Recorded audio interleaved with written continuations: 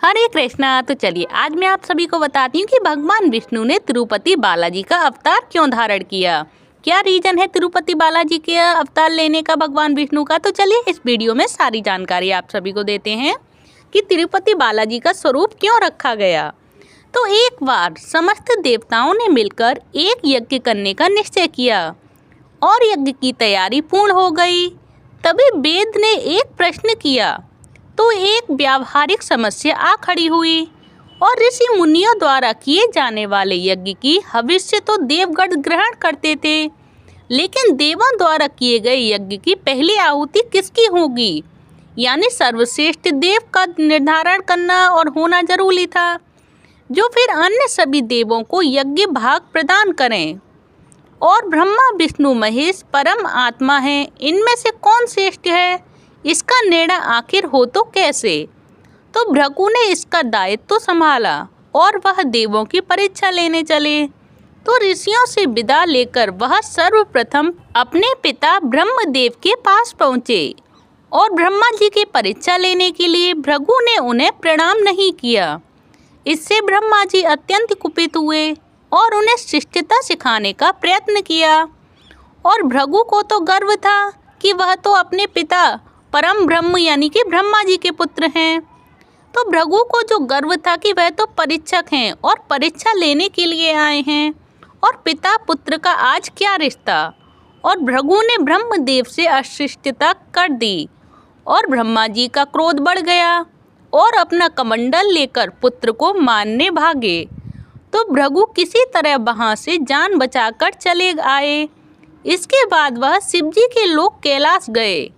तो भृगु ने फिर से धृष्टता की और बिना कोई सूचना का शिष्टाचार दिखाए यह शिव गणों से आज्ञा लिए सीधे वहां पहुंच गए, जहां शिवजी माता पार्वती के साथ विश्राम कर रहे थे। आए तो आए, साथ ही शिष्टता का आचरण भी नहीं किया और शिवजी शांत रहे, पर भृगु ना समझे और शिवजी को क्रोध आया तो उन्होंने अपना त्रिशूल उठाया। तो भृगु वहां से भागे। अंत में वह भगवान विष्णु के पास क्षीर सागर पहुँचे। तो वहाँ श्रीहरि शेष सैया पर लेटे निद्रा में थे और देवी लक्ष्मी उनके चरण दबा रही थी। तो भृगु ऋषि जो 2 स्थानों से अपमानित करके भागे हुए थे, उनका मन बहुत दुखी था और विष्णु जी को सोते देखा। उन्हें न जाने क्या हो गया। उन्होंने विष्णु जी को जगाने के लिए उनकी छाती पर एक लात मार दी, यानी कि एक लात छाती पर उनके जमा दी।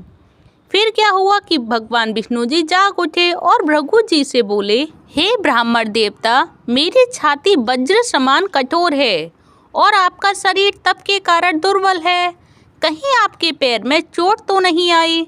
आपने मुझे सावधान करके कृपा की है। आपका चरण चिन्ह मेरे वक्ष पर सदा अंकित रहेगा। तो भृगु को बड़ा आश्चर्य हुआ और उन्होंने तो भगवान की परीक्षा लेने के लिए यह अपराध किया था, परंतु भगवान तो दंड देने के बदले मुस्कुरा रहे थे और उन्होंने निश्चय किया कि श्री हरि जैसी विनम्रता किसी में नहीं। वास्तव में विष्णु ही सबसे बड़े देवता हैं। और लौट करके उन्होंने सभी ऋषियों को पूरी घटना सुनाई। सभी ने एक मत से यह निर्णय किया कि भगवान विष्णु को ही यज्ञ का प्रधान देवता समझकर मुख्य भाग दिया जाएगा। लेकिन लक्ष्मी जी ने भृगु को अपने पति की छाती पर लात मारते देखा तो उन्हें बड़ा क्रोध आया, परंतु उन्हें इस बात पर क्षोभ था कि श्री हरि ने उदंड को दंड देने के स्थान पर उसके चरण पकड़ लिए थे और उल्टे क्षमा मांगने लगे। और माता लक्ष्मी क्रोध में तमतमाई कि जिस पति को संसार का वह सबसे शक्तिशाली समझती हैं, वह तो वास्तव में निर्बल है और यह धर्म की रक्षा करने के लिए अधर्मियों एवं दुष्टों का नाश कैसे करते होंगे। तो महालक्ष्मी ग्लानि में भर गईं और वह मन श्री हरि से उचाटने को हो गया उनका मन, और उन्होंने श्री हरि और वैकुंठ लोक दोनों के त्याग का निश्चय कर लिया। और स्त्री का स्वाभिमान उसके स्वामी के साथ बंधा होता है। उनके समक्ष कोई स्वामी पर प्रहार कर रहा है और स्वामी ने प्रतिकार भी न किया। यह बात मन में कौंधती रही उनके, और यह स्थान वास के योग्य नहीं है, पर त्याग कैसे करे। श्रीहरि से ओझल होकर रहना कैसे होगा, वह उचित समय की प्रतीक्षा करने लगी। फिर श्रीहरि ने हिरण्याक्ष को कोप से मुक्ति दिलाने के लिए वराह अवतार लिया और दुष्टों का संहार करने लगे। तब महालक्ष्मी के लिए यह समय उचित लगा उन्हें, और उन्होंने बैकुंठ का त्याग कर दिया और पृथ्वी पर एक वन में तपस्या करने लगी। और फिर तप करते करते उन्होंने अपना शरीर छोड़ दिया। और जब भगवान विष्णु जी वराह अवतार का अपना कार्य पूर्ण कर बैकुंठ लोक लौटे तो महालक्ष्मी उन्हें नहीं मिली और वह उन्हें खोजने लगे। तब श्रीहरि ने उन्हें तीनों लोकों में खोजा, किंतु तप करके महालक्ष्मी ने उन्हें भ्रमित करने के लिए अनुपम शक्ति प्राप्त कर ली थी, और उसी शक्ति से उन्होंने श्रीहरि को भ्रमित रखा और आखिर श्रीहरि को पता लग ही गया। लेकिन तब तक वह शरीर छोड़ चुकी थी और दिव्य दृष्टि से उन्होंने देखा कि लक्ष्मी जी ने चोल राज के घर में जन्म लिया है। तो श्रीहरि ने सोचा कि उनकी पत्नी ने उनका त्याग सामर्थ्यहीन समझने के भ्रम में किया है, इसलिए वह उन्हें पुनः प्राप्त करने के लिए अलौकिक शक्तियों का प्रयोग नहीं करेंगे। फिर महालक्ष्मी ने मानव रूप धरा है, तो अपनी प्रिय पत्नी को प्राप्त करने के लिए वह भी साधारण मानवों के समान व्यवहार करेंगे और महालक्ष्मी जी का हृदय और विश्वास जीतेंगे। फिर भगवान विष्णु ने श्रीनिवास का रूप धरा और पृथ्वी लोक पर चोल नरेश के राज्य में निवास करते हुए महालक्ष्मी से मिलन के लिए उचित अवसर की प्रतीक्षा करने लगे। और फिर राजा आकाश राज निसंतान थे और उन्होंने सुखदेव जी की आज्ञा से संतान प्राप्ति यज्ञ किया, और यज्ञ के बाद यज्ञशाला में ऋषियों ने राजा को हल जोतने को कहा गया।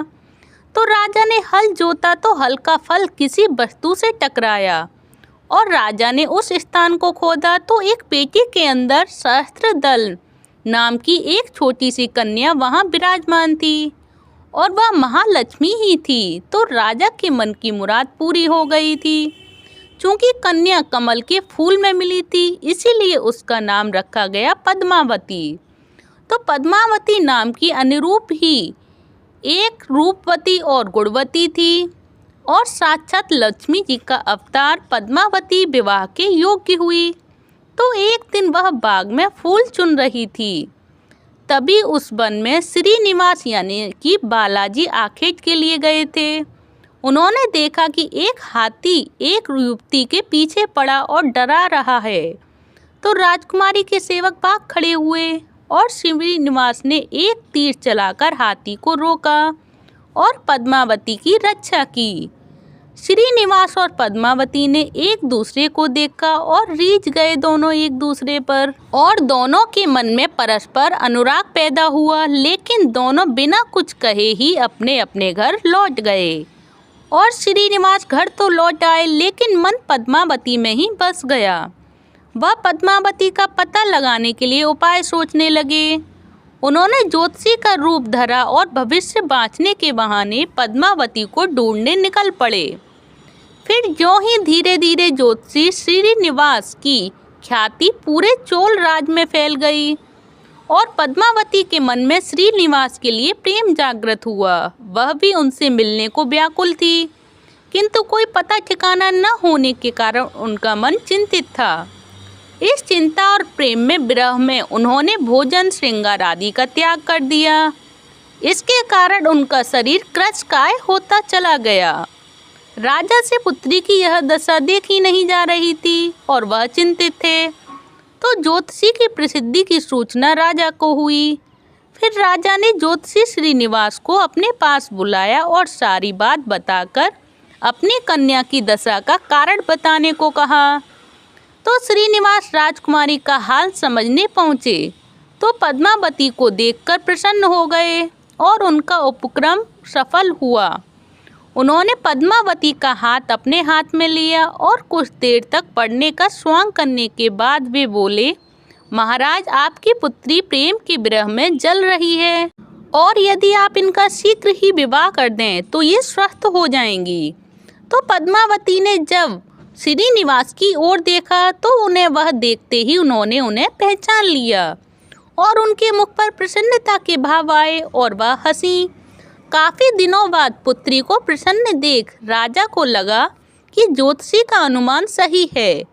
तो राजा ने श्रीनिवास से पूछा, ज्योतिषी महाराज, यदि आपको यह पता है कि मेरी पुत्री प्रेम के विरह में पीड़ित है, तो आपको यह भी सूचना होगी कि मेरी पुत्री को किससे प्रेम है और इसका विवाह किससे तैयार करूं मैं।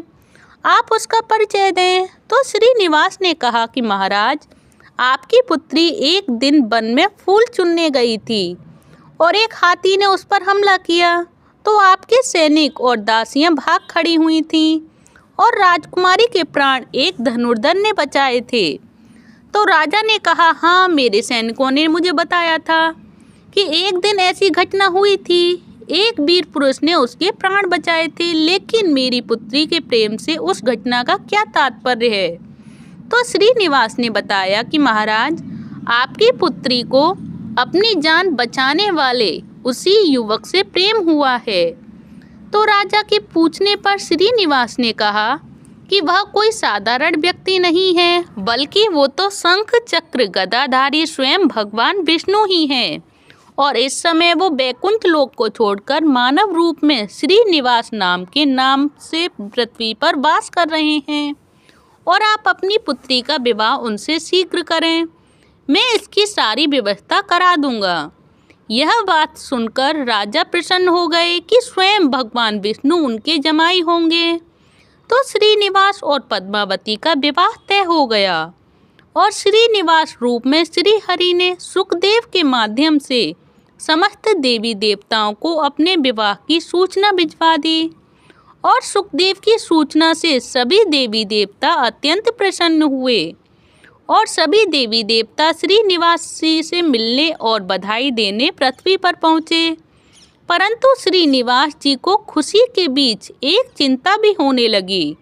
तो देवताओं ने पूछा कि भगवान, संसार की चिंता हरने वाले आप इस उत्सव के मौके पर किस तरह से, किस वजह से चिंतातुर हैं। तो श्रीनिवास जी ने कहा कि चिंता की बात तो है, धन का अभाव, जो कि महालक्ष्मी ने मुझे त्याग दिया था, इस कारण मैं धनहीन हो चुका हूँ और स्वयं महालक्ष्मी ने तब से शरीर त्याग मानव रूप लिया है और पिछली स्मृतियों को गुप्त कर लिया है। इस कारण उन्हें यह सूचना है ही कि वह महालक्ष्मी का स्वरूप हैं। वह तो स्वयं को राजकुमारी पद्मावती ही मानती हैं। मैंने निर्णय किया है कि जब तक उनका प्रेम पुनः प्राप्त नहीं करता, तब तक मैं अपनी माया का उन्हें आभास नहीं कराऊंगा। इसी कारण मैं एक साधारण मनुष्य का जीवन व्यतीत कर रहा हूँ और वह है राजकुमारी। राजा की पुत्री से शादी करके और घर बसाने के लिए धन, वैभव और ऐश्वर्य की जरूरत है, वह मैं कहाँ से लाऊंगा। तो स्वयं नारायण को धन की कमी सताने लगी और मानव रूप में आए प्रभु को भी विवाह के लिए धन की आवश्यकता हुई। यही बात तो ईश्वर की लीला है। जिस रूप में रहते हैं उस योनि के जीवों के सभी कष्ट सहते भी हैं। तो श्रीहरि विवाह के लिए धन का प्रबंध कैसे हो, तो इस बात से चिंतित हैं। और देवताओं ने जब यह सुना तो उन्हें भी आश्चर्य हुआ।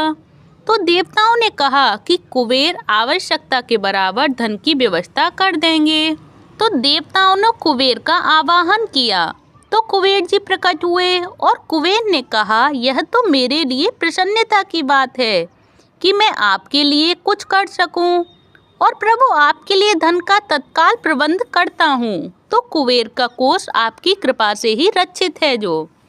तो श्री हरि ने कुबेर से कहा, यक्षराज कुबेर, आपको भगवान भोलेनाथ ने जगत और देवताओं के धन की रक्षा का दायित्व तो सौंपा है। उसमें से धन मैं अपनी आवश्यकता के हिसाब से ही लूँगा, आवश्यक जो जितना मुझे होगा, पर वह भी मेरी एक शर्त भी होगी। तो श्रीहरि कुबेर से धन प्राप्ति की शर्त रख रहे थे और यह सुनकर सभी देवता आश्चर्य में पड़ गए कि श्रीहरि ने कहा, ब्रह्मा जी और शिव जी साक्षी रहें, तो कुबेर से धन ऋण के रूप में मैं लूँगा, जिसे भविष्य में ब्याज सहित चुकाऊँगा। तो श्रीहरि की बात से कुबेर समेत सभी देवता विस्मय में एक दूसरे को देखने लगे और कुबेर से बोले, भगवान, मुझसे कोई अपराध हुआ है तो उसके लिए मुझे क्षमा करें, पर ऐसी बात ना करें। आपकी कृपा से विहीन होकर मेरा सारा कोष नष्ट हो जाएगा। तो श्री हरि ने कुबेर को निश्चिंत करते हुए कहा, आपसे कोई अपराध नहीं हुआ है। मैं मानव की कठिनाई का अनुभव करना चाहता हूँ। मानव रूप में उन कठिनाइयों का सामना करूँगा जो मानव को आती हैं, और धन की कमी और ऋण का बोझ सबसे बड़ा होता है। तो कुबेर ने कहा, प्रभु, यदि आप मानव की तरह ऋण पर धन की बात कर रहे हैं, तो फिर आपको मानव की तरह यह भी बताना होगा कि ऋण चुकाएंगे कैसे। मानव को ऋण प्राप्त करने के लिए कई शर्तें झेलनी पड़ती हैं। तो श्रीनिवास ने कहा, कुबेर, यह ऋण में नहीं मेरे भक्त चुकाएंगे, लेकिन मैं उनसे भी कोई उपकार नहीं लूँगा। मैं अपनी कृपा से उन्हें धनवान बनाऊंगा। जो कलयुग में पृथ्वी पर मेरी पूजा धन ऐश्वर्य और वैभव से परिपूर्ण देवता के रूप में होगी, और मेरे भक्त मुझसे धन वैभव और ऐश्वर्य की मांग करने आएंगे, और मेरी कृपा से उन्हें यह प्राप्त होगा, और बदले में मैं भक्तों से मैं दान प्राप्त करूंगा जो चढ़ावे के रूप में होगा। मैं इस तरह आपका ऋण चुकाता रहूंगा। तो कुबेर ने कहा, भगवान, कलयुग में मैं मानव जाति के धन के विषय में बहुत विश्वास के योग्य नहीं रहेगी, तो उस पर आवश्यकता से अधिक विश्वास करना क्या उचित होगा। तो श्रीनिवास जी बोले, शरीर त्यागने के बाद तिरुपति के तिरुमाला पर्वत पर बालाजी के नाम से लोग मेरी पूजा करेंगे, और मेरे भक्तों की अटूट श्रद्धा होगी, और वह मेरे आशीर्वाद से प्राप्त धन में मेरा हिस्सा रखेंगे। इस रिश्ते से मैं मेरा कोई दाता है न कोई याचक। हे कुबेर, कलयुग के आखिरी तक भगवान बालाजी धन ऐश्वर्य और वैभव के देवता बने रहेंगे, और मैं अपने भक्तों को धन से परिपूर्ण करूंगा। तो मेरे भक्त दान से न केवल मेरे प्रति अपना ऋण उतारेंगे, बल्कि मेरा ऋण उतारने में भी मदद करेंगे। इस तरह कलयुग की समाप्ति के बाद मैं आपका मूल धन लौटा दूंगा। और कुबेर जी ने श्री हरि द्वारा भक्त और भगवान के बीच ऐसे रिश्ते की बात सुनकर उन्हें प्रणाम किया और धन का प्रबंध कर दिया। और भगवान श्रीनिवास और कुबेर के बीच हुए समझौते के साक्षी स्वयं ब्रह्मा और शिव जी हैं, और दोनों वृक्ष रूप में साक्षी बन गए। और आज भी पुष्करणी तीर्थ के किनारे ब्रह्मा और शिव जी के बरगद के पेड़ के रूप में साक्षी बनकर खड़े हैं आज भी ये वृक्ष, जो कि ऐसा कहा जाता है कि निर्माण कार्य के लिए स्थान बनाने के लिए इन दोनों पेड़ों को जब काटा जाने लगा तो उनमें से खून की धारा फूट पड़ी, और पेड़ काटना बंद करके उसकी देवता की तरह पूजा होने लगी थी। इस तरह भगवान श्रीनिवास यानी बालाजी और पद्मावती महालक्ष्मी का विवाह पूरे धूमधाम के साथ हुआ, और जिसमें सभी देवगण पधारे और भक्त मंदिर में दान देकर भगवान पर चढ़ा ऋण उतारते रहे हैं, जो कलयुग के अंत तक जारी रहेगा। तो ये है श्री बालाजी यानी कि तिरुपति बालाजी की अवतरण कथा कि उनका अवतरण कैसे हुआ कलयुग में, और उनका अवतरण इस पृथ्वी पर भक्तों के कल्याण के लिए हुआ, और उन्होंने कुबेर का ऋण कैसे उतार रहे हैं वो आज भी। तो आप सभी को ये भगवान विष्णु की अवतरण कथा यानी कि तिरुपति बालाजी के रूप में जो उन्होंने अवतार लिए, ये आप सभी को ये कथा कैसी लगी प्लीज़ मुझे कमेंट बॉक्स में बताएं। और हमेशा जपिए, हमेशा करिए हरे कृष्ण कृष्ण कृष्ण हरे हरे, हरे राम राम राम हरे हरे, हरे कृष्णा हरि बोल।